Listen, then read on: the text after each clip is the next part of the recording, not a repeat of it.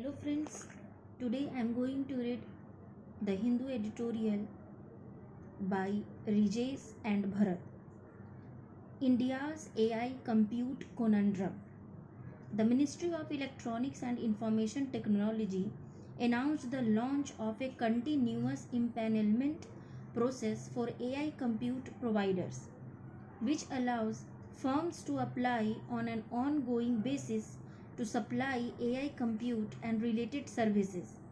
While this may seem like a good move in the short term, the process impedes market dynamics and creates bureaucratic hurdles for both providers and users of compute infrastructure.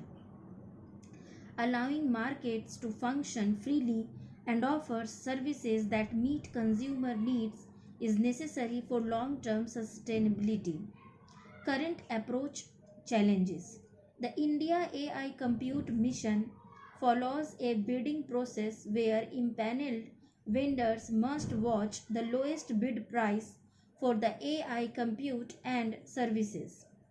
Some vendors undercut the market price by as much as 89% by doing things that were never done before to reduce operational costs. As one vendor put it, in addition, the India AI mission will subsidize up to 40% of the compute costs for eligible users, addressing priority use cases such as healthcare and education. The government's move to impanel private compute providers and offer additional subsidies stimulates demand in the near term. The might support the development of India-based compute providers.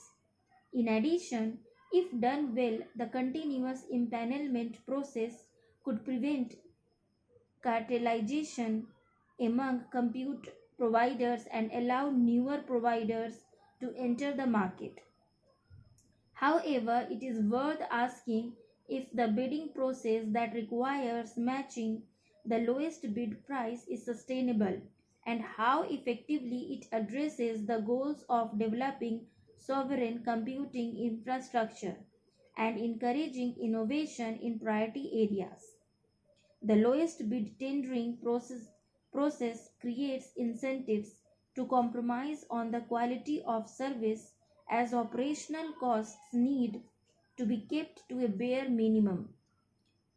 Slim profit margins will also leave little room for investments in research and development. Furthermore, the fact that many of the providers agreed to the lowest price seems to be a sign of low private market demand for AI compute in India. Yota, an impaneled vendor providing a majority of the compute under the India AI mission, claims that just 25% of the demand for their Nvidia H100 chips is from India.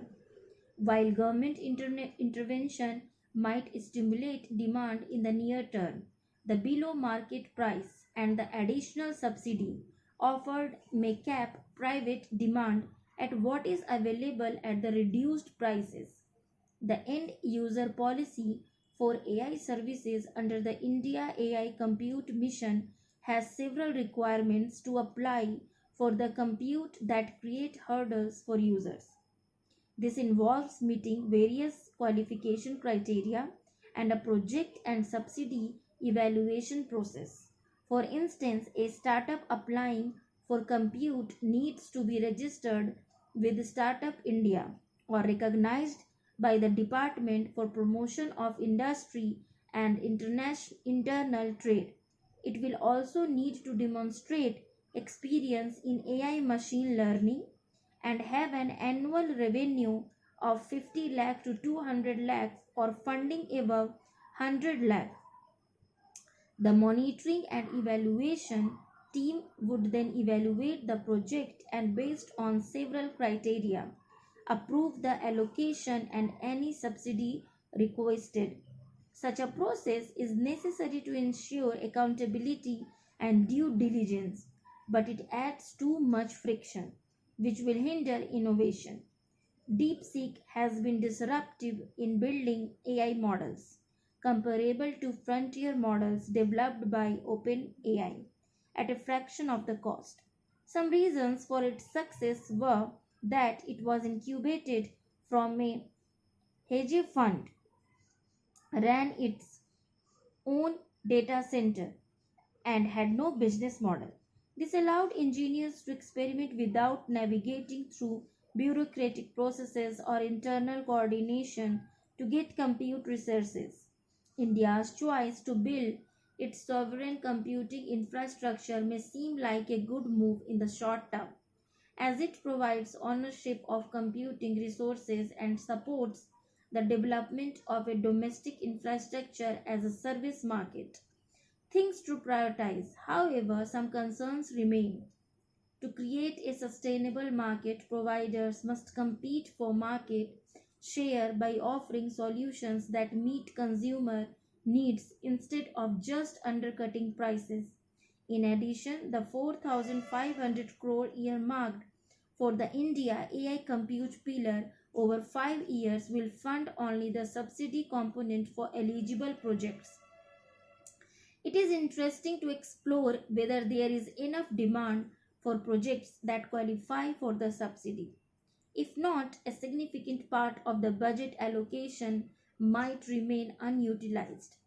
Finally, India's current compute capacity at 19,000 GPUs pales compared to investments in compute in the US, EU, or China. Meta alone is building $10 billion in a data center. This seems to imply that India's focus is not on building the most capable AI models but rather on addressing India use cases, which is a practical choice. Concerns that must be prioritized include scaling up energy infrastructure as demands are likely to grow as compute utilization grows. Further, any hurdles to importing compute infrastructure can also be an area that can be streamlined through government intervention. Market trends indicate that compute usage is moving from training to inference time, which requires different kinds of AI chips. As the hype settles down and competitors to Nvidia emerge, chip costs may also go down. Government interventions should leave the market as agile as possible to adapt to these shifts. Allowing private players to function freely will enable the market to keep pace with future developments and also provide a pathway for the transition after the India AI mission sunsets. Thank you for listening.